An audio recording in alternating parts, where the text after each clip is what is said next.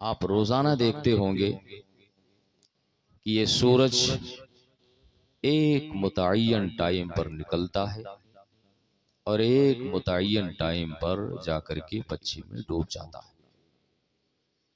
14 से 15 दिन तक आसमान में, जमीन में रात का अंधेरा इंसानों को परेशान करता है, मगर फिर एक वक्त ऐसा आता है कि महीने के आगाज में आसमान पर एक बारीक सा चांद निकलता है और धीरे धीरे बढ़ते बढ़ते फिर वो इतना बड़ा हो जाता है कि पूरी कायनात को अपनी चांदनी से मुनव्वर कर देता। आप देखते होंगे कि हर मौसम अपने टाइम पे आता है, हर मौसम अपने टाइम पे जाता है।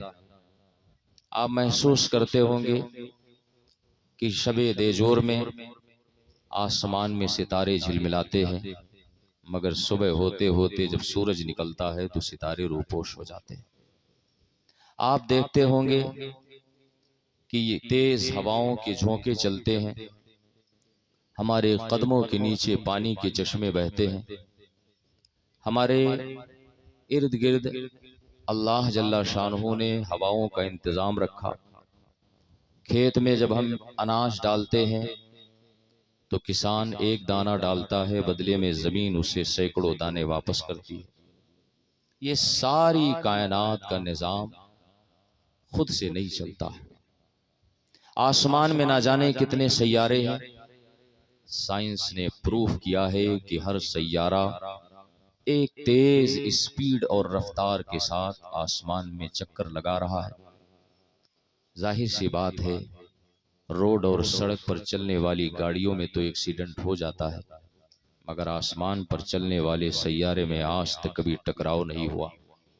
आपने कभी गौर किया कि ये सूरज अपने टाइम पे निकलता है तो किसकी मर्जी से, ये चांद अपने वक्त पर निकलता है तो किसकी मशीयत से, ये सितारे अपने वक्त पर झिलमिलाते हैं तो किसकी मर्जी से, हमारे कदमों के नीचे पानी के चश्मे फूटते हैं तो किसकी मशीयत से, हमारे इर्द गिर्द हवाओं के झोंके चलते हैं, ठंडी हवाएं हमें मिलती हैं तो किसकी मर्जी से।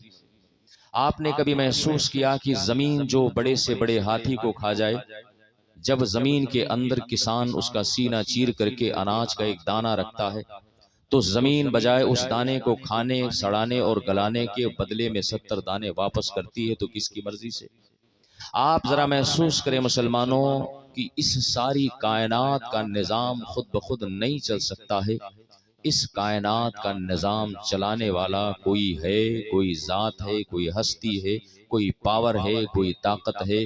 उसी पावर, उसी ताकत और उसी हस्ती का नाम अल्लाह है जो सारी कायनात का निजाम चलाता। मैं आपसे सिर्फ इतनी गुजारिश करना चाहता हूं कि इस दुनिया में हमारी हैसियत एक चींटी से भी ज्यादा नहीं।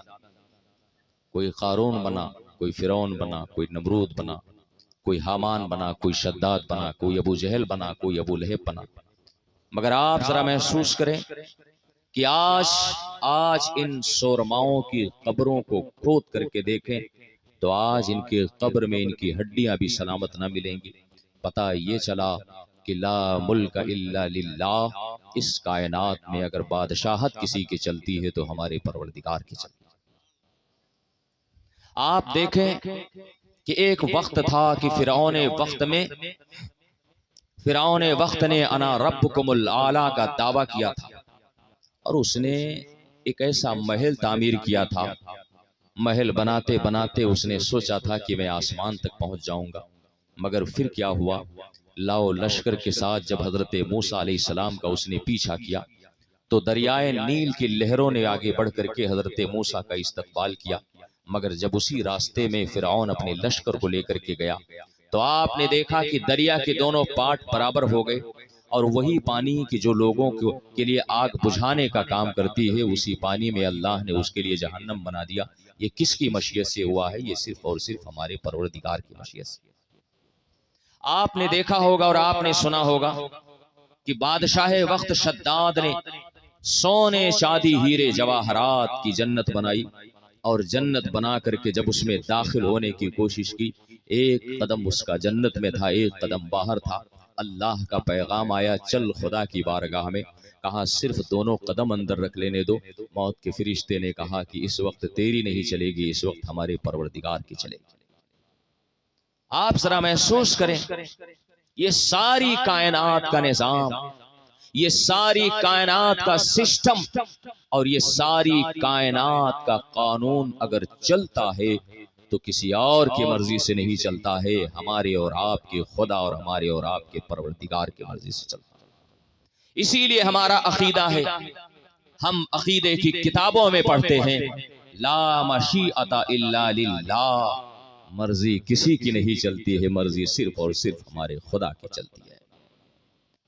ला यकूनु इल्ला मा युरीद, होता वही है जो खुदा चाहता। हम क्या चाहते हैं और हमारा खुदा क्या चाहता है? हम चाहते हैं कि हम सेहतमंद रहें मगर बीमार हो जाते हैं।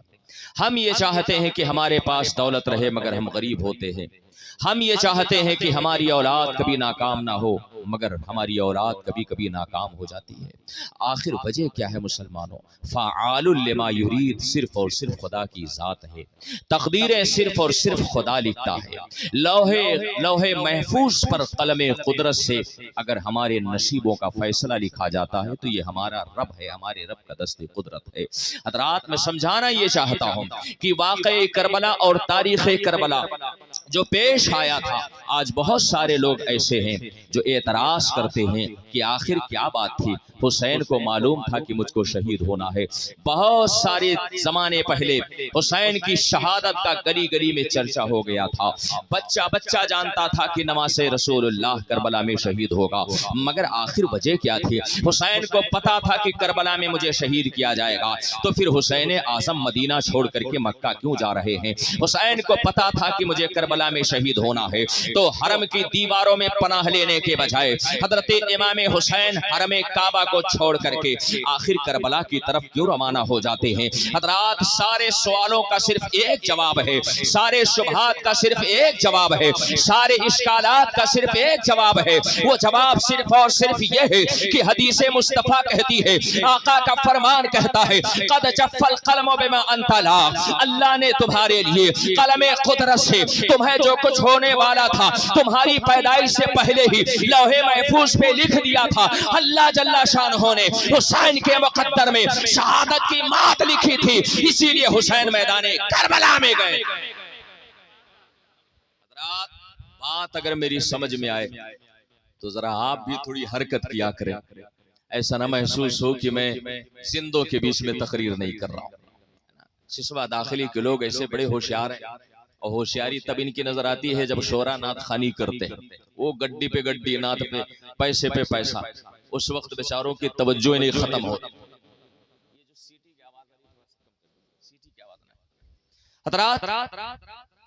हजरत इमाम हुसैन रज़ी अल्लाह तआला, हमने कल बताया था कि 60 हिजरी में हजरत अमीर मुआविया सहाबी रसूल का इंतकाल होता। बहुत सारे लोग हजरत अमीर मुआविया पर भी एतराज करते हैं, कहते उन्होंने यजीद को खलीफा क्यों बनाया। ये एक अलग बहस है और इस बहस में हमें पढ़ने की जरूरत नहीं है ना। हमने आपको बता दिया ना कि जो होता है किसकी मर्जी से होता है। भी हमारी तमहीद अगर आपके समझ में आ गई है तो सारे सवाल का जवाब हो गया। यजीद अगर तख्त पे बैठा है तो इसमें किसी और की मर्जी का दखल नहीं था, इसमें सिर्फ और सिर्फ अल्लाह रब्बुल इज्जत के बनाए हुए निजाम और कानून का दखल था। वाक़ई शहादत अगर पेश आया तो सिर्फ और सिर्फ तकदीर की वजह से पेश आया। हजरत अमीर मुआविया ने यजीद को खलीफा क्यों बनाया? उस वक्त क्या यजीद फासिक व फाजिर नहीं था? फ़क़ीह मिल्लत हजरत अल्लामा मुफ्ती जलालुद्दीन अहमद अमजदी अलैहि रहमतुल रिज़वान ने लिखा है कि हजरत अमीर मुआविया पर एतराज नहीं हो सकता, इसलिए कि हर बाप अपने बेटे को आगे बढ़ता हुआ देखना चाहता है। अब बेटा जैसा भी, जिस वक्त हजरत अमीर मुआविया ने यजीद को खलीफा बनाया उस वक्त यजीद के अंदर वो सारी बुराइयां नहीं पाई जा रही थी, या पाई जा रही थी तो उनका ऐलान नहीं हुआ था, वो छुप करके करता रहा होगा। बाप के सामने बेटे का जाहिर था, बातिन का हाल खुदा जानता। जवाब हो गया ना।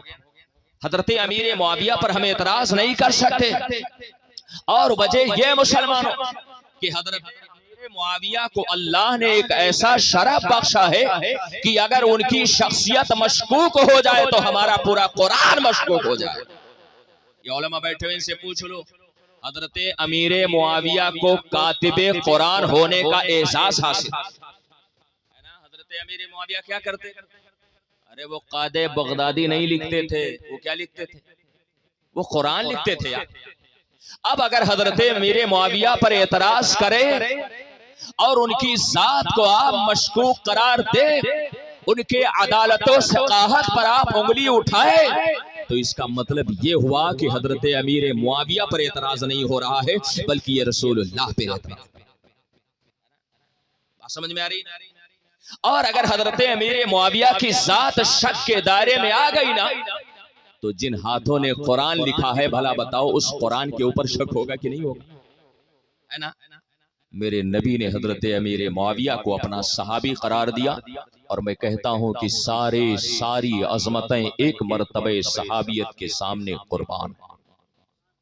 सारी अजमतें, चाहे वो कुतबियत हो, चाहे वो गौसियत हो, चाहे वो वलायत हो, चाहे वो सिद्दीकियत या कोई भी ओतबा हो, ये अल्लाह के नेक बंदो, सारे रुतबे एक तरफ हैं, सारे ओहदे एक तरफ हैं, सारे मनासिब एक तरफ हैं, सारे दर्जात एक तरफ हैं, सारे मकामात एक तरफ हैं, हर मर्तबा सहाबियत एक तरफ है। मैंने आपसे गुजारिश किया था कि जिसने एक बार एक लम्हे के लिए रसूलुल्लाह का चेहरा देख लिया, अल्लाह उसके सदक़े में उसे बगैर किसी अमल के जन्नत में मकाम अता कर दे, है ना। आपसे मैंने अर्ज किया था ना, एक सहाबी रसूल बकरी चराने गए और रास्ते में रसूलुल्लाह का चेहरा देखा। जब नबी का चेहरा देखा तो आमिना के लाल के हुस्न और जमाल पर अपना दिल दे बैठे।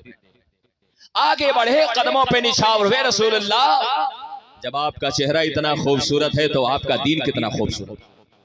और फिर कलमा पढ़ाना, तो कलमा पढ़ करके मुशर्रफ ब इस्लाम हुए। अर्ज करने लगे, हुजूर बकरियों का क्या करूं? आका फरमाते हैं, जाओ शहर में खदेड़ाओ, जिसकी बकरियां उसके घर चली जाएगी। हजरात, इतने में जहाद का ऐलान हुआ।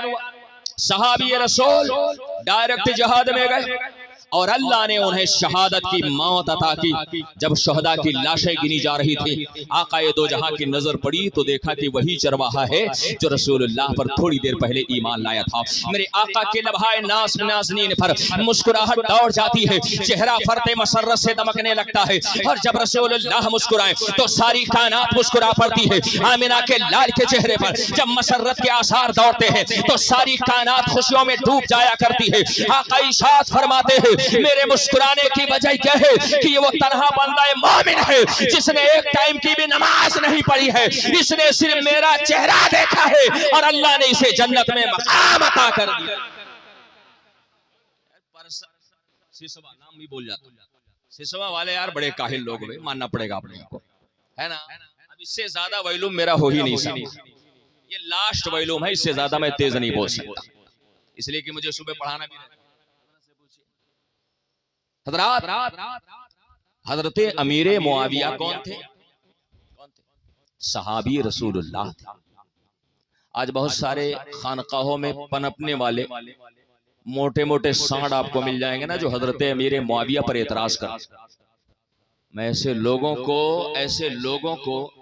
मैं सिर्फ और सिर्फ इतना कहना चाहूंगा, सिर्फ एक जुमला में देना चाहूंगा कि हजरत अमीर मुआविया पर एतराज करना, ये हजरत इमाम हसन पर एतराज करना।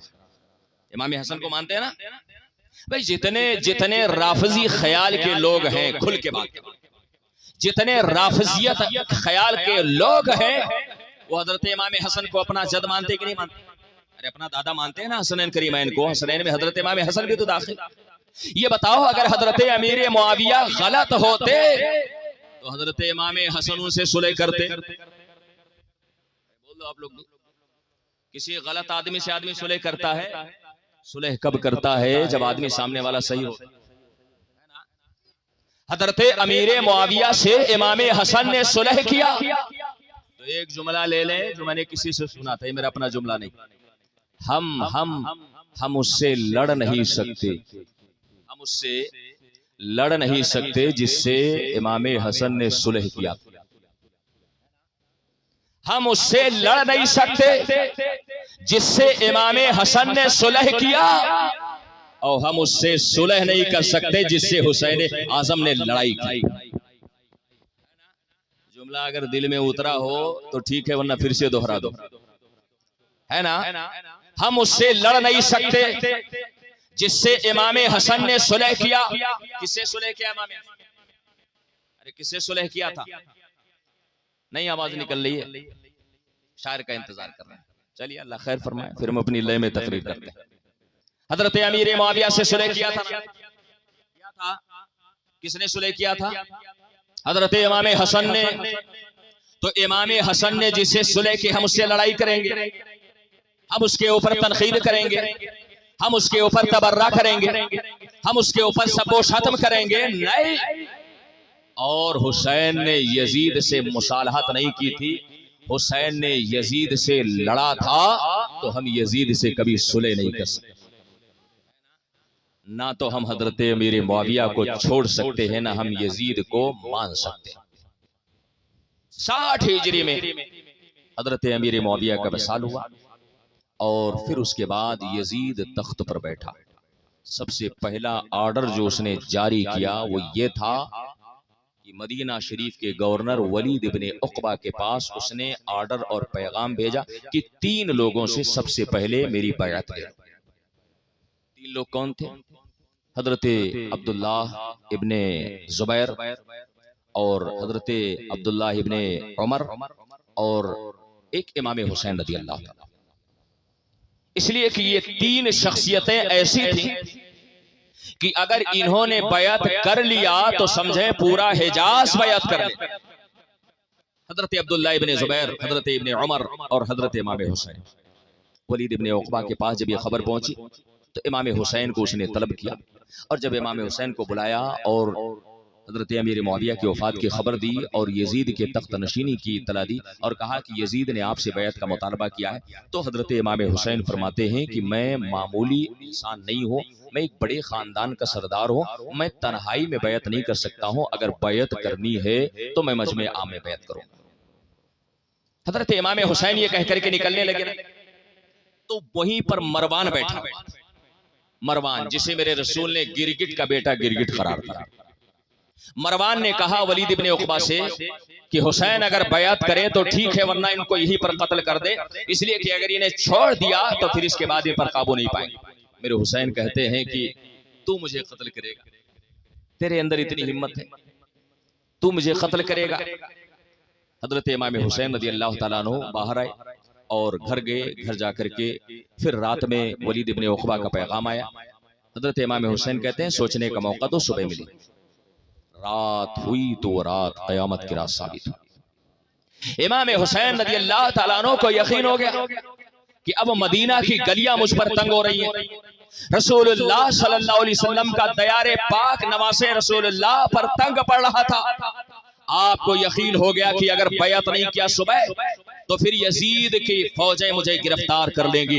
इमाम हुसैन पूरे खानदान वालों को जमा करते हैं, उसमें बूढ़े थे भी, उसमें जवान भी थे, उसमें मर्द भी थे, उसमें औरतें भी थी, छोटे छोटे शीरखार बच्चे भी थे, सबको जमा किया, सूरत हाल सबको बाखबर किया। इमाम पाक रज़ी अल्लाह ताला अन्हु इरशाद फरमाते हैं मदीने तैयबा से हिजरत की घड़ी आ गई है, अब जिसको मेरे साथ हिजरत करना है वो तैयार हो जाए। इमाम हुसैन रज़ी अल्लाह ताला अन्हु सारे खानदान के लोगों को इकट्ठा करते हैं। हज़रात यहीं पर रुक करके हमारे फितरत की तरफ से हमारे जहन में सवाल पैदा होता है, ये हुसैन आजम आपको मालूम था आप मैदान करबला में जा रहे थे, मैदान करबला में आपको क्या करना था? मैदान करबला में तलवार चलानी थी, मैदान करबला में आपको तीर चलाना था, मैदान करबला में आपको बर्शिया चलानी थी, फिर आप साथ में औरतों को क्यों ले जा रहे हैं? साथ में आप छोटे छोटे शीरखार बच्चों को क्यों ले जा रहे हैं? साथ में आप बुजुर्गों को क्यों ले जा रहे हैं? हज़रात ये काफिले हुसैनी तैयार हुआ है, उसमें बूढ़े भी हैं, उसमें जवान भी हैं, उसमें छोटे छोटे शीरखार बच्चे भी हैं।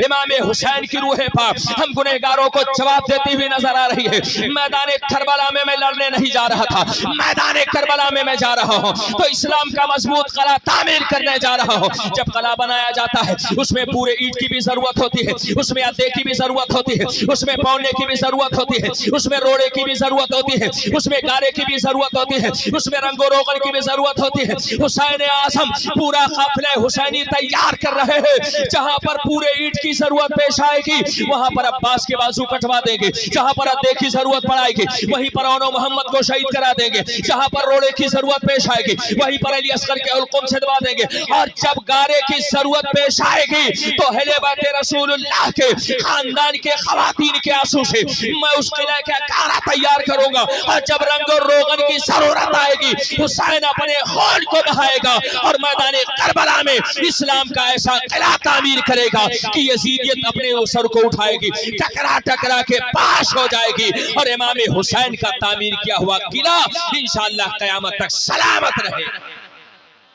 रात इमाम हुसैन पूरी तैयारी के साथ गए थे।